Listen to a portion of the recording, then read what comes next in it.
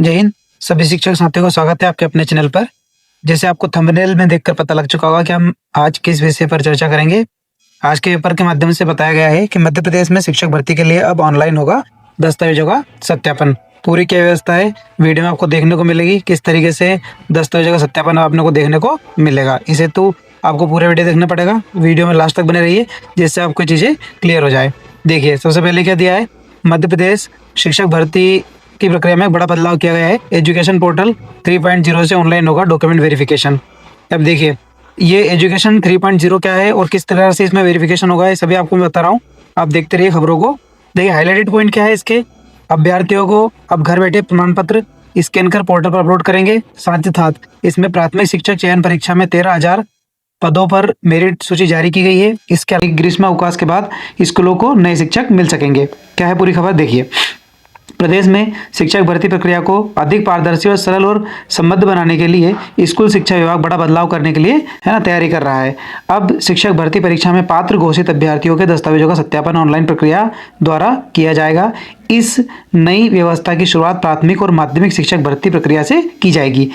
इसके लिए विभाग ने एजुकेशन पोर्टल 3.0 यानी कि अभी आप क्या चल रहे हैं, MPTRC पोर्टल पर आपने डॉक्यूमेंट वेरिफिकेशन किया है ना, उस पर आपने डॉक्यूमेंट अपलोड किए हैं। लेकिन इसके बाद का जो भी कार्यक्रम होगा वो किस पे आपको दिखाई देगा, एजुकेशन पोर्टल 3.0 पर आपको ये दिखाई देगा।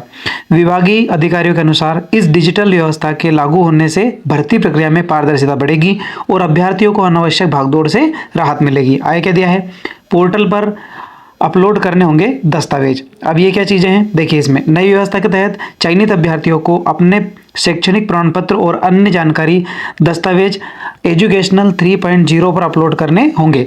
इसके बाद संबंधित अधिकारी पोर्टल के माध्यम से ही उन दस्तावेजों को सत्यापित करेगा। यानी कि अभी हम क्या करते थे, MP जो TRC पोर्टल है उस पर क्या करा है हमने, डॉक्यूमेंट वेरिफिकेशन के टाइम पे DV के समय पे हमने उस पर हमारा MPTRC पे रजिस्ट्रेशन बनाया है, मतलब हमारी ID पासपोर्ट वगैरह सब बनाए हैं, कंप्लीट हो चुका है वहाँ से हमारा काम।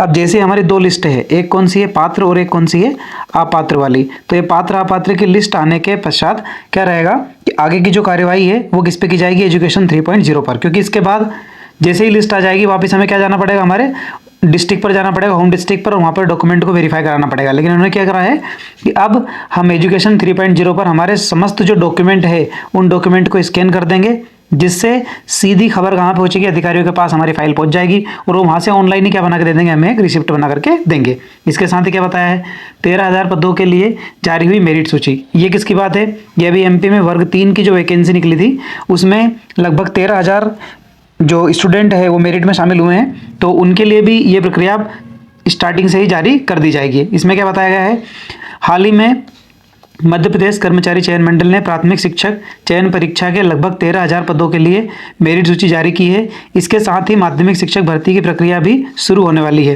विभाग की योजना है कि इस महीने में पात्र अभ्यर्थियों के दस्तावेजों का सत्यापन एजुकेशन 3.0 के माध्यम से शुरू किया जाए।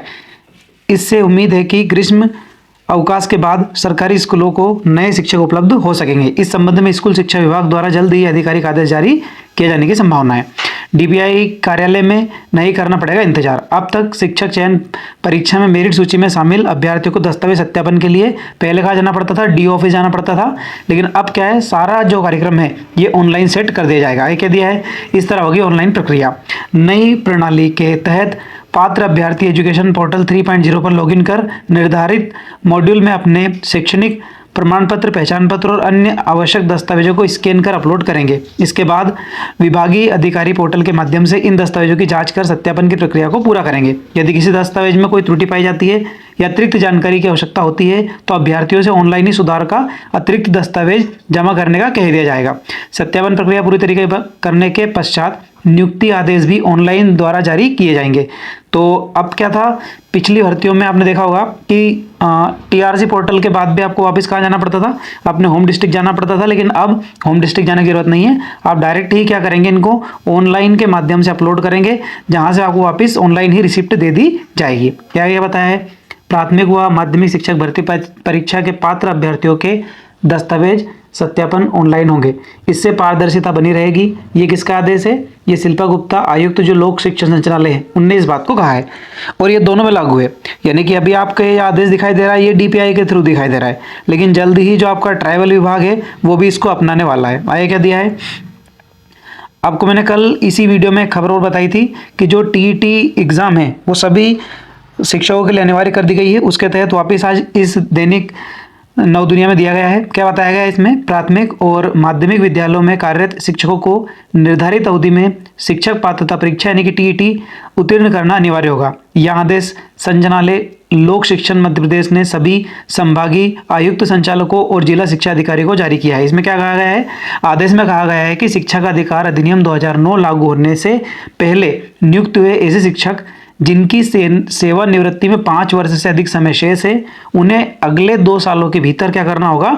अपनी टीईटी को कंप्लीट करना होगा। यानी कि जो आपका टीईटी एग्ज़ाम है उस टीईटी एग्ज़ाम को क्वालिफाई करना उनके लिए आवश्यक होगा। निर्धारित समय में परीक्षा पास नहीं होने वाले शिक्षकों को सेवा छोड़नी पड़ सकती है या उन्हें अनिवार्य सेवानिवृत्ति दी जा सकती है। आगे क्या बताया है? हालांकि इसमें कुछ क्या दिया गया है, संशोधन भी किया गया है। वो क्या है? हालांकि उन्हें नियमों के अनुसार मिलने वाले टर्मिनल लाभ प्रदान किए जाएंगे बशर्ते उन्होंने निर्धारित सेवा अवधि पूरी की हो। विभाग के अनुसार प्राथमिक और माध्यमिक स्तर के शिक्षकों के लिए पात्रता परीक्षा का आयोजन जुलाई और अगस्त में होना संभावित है। ये आपको मालूम है, अभी जो प्री एग्ज़ाम है एमपी टेट की, एमपी टीईटी की जो आपकी एग्ज़ाम है वो कब होना है? जुलाई और अगस्त में होना है। तो उस एग्ज़ाम को आपको क्वालिफाई करना जरूरी है। सभी जिला शिक्षा अधिकारी को निर्देश दिए गए हैं कि जो शिक्षक अभी तक टीईटी उत्तीर्ण नहीं है उन्हें परीक्षा में शामिल होने की सूचना सुनिश्चित करें। और ये वापस आपकी न्यूज़पेपर में आप देख सकते हैं। आई होप आपको मेरी न्यूज़ सारी पसंद आई होगी। और बाकी जो फर्स्ट खबर है वो पूरी आप नव दुनिया में देख सकते हैं। ये पूरी इसमें व्यवस्था बताई है ना।